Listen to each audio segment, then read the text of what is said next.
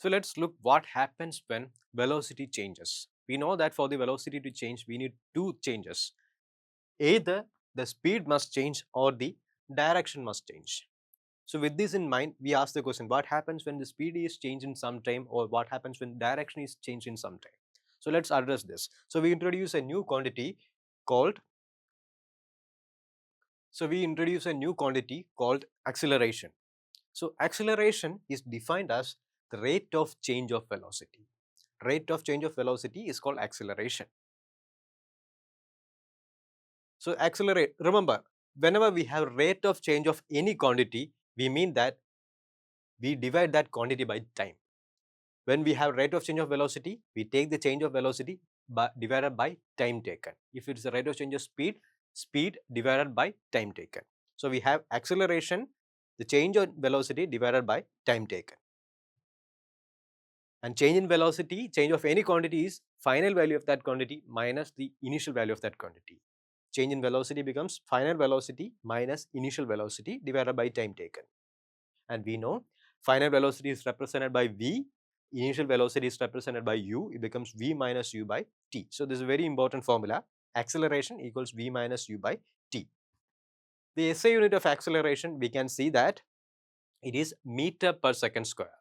The velocity is meter per second divided by one more second. So it becomes meter per second square. And now we look at few conditions. So if v initial velocity is lesser than final velocity, if the velocity is increasing, that means the acceleration is positive. If the final velocity is lesser than the initial velocity, it has reduced, when we say that acceleration is negative. The negative acceleration, many of the problems, negative acceleration, they won't specify negative acceleration. Instead of it, they specify the terms retardation and deceleration. So when these two terms are given, you have to keep in mind that it just says that the velocity is reducing or we have the negative acceleration. So one example of a uniformly accelerated motion, meaning the acceleration is constant, is a body that is dropped from some height. If it is dropped, it freely moves. It moves without hitting any place. If a body moves without hitting any target, we say that it is having constant acceleration, and constant acceleration is also called uniformly accelerated motion. A car moving in a crowded road has a negative acceleration because the speed is constantly reducing. It is starting, stopping, start. Let's say that it was racing, it was increasing the speed, then it approached a jam. So once it approaches this crowded jam, it has to reduce its speed successively. So we say that it is having a negative acceleration. So let's do a small problem.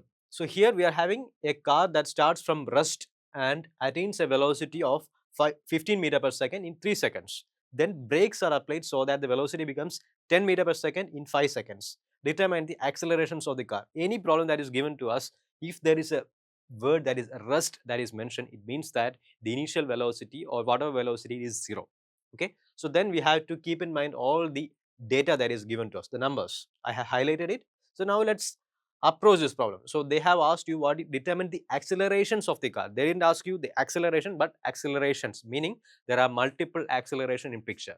So if you look carefully, we can see that there are two accelerations. So the case 1, so the body has started from rest to 15 meter per second. So and this has happened in a time of 3 seconds. So the initial velocity is rest 0 meter per second. So the final velocity is 15 meter per second. So we can simply find apply the formula A equals V minus U by T. You can substitute the values 15 minus 0 by 3. So we'll get finally 5 meter per second square. Meter per second square is a unit of SI unit of acceleration. Then the second case, from 15 meter per second to 10 meter per second, you can see that the final velocity has reduced compared to the initial velocity. So we give the values v, final velocity is 10 meter per second, u is 15 meter per second, that's the initial velocity, and t is 5 seconds. So if you do, we substitute the formula again. Remember, so here v is 10, so 10 minus 15 by 5, so we get a negative quantity. So this is a retardation example. Here the acceleration has reduced and the final velocity is lower than the initial velocity. And we make a remark that the negative acceleration, here in this problem the car has applied brake. So whenever there is a brake or any force of any kind of resistance, we say that negative acceleration comes into the picture.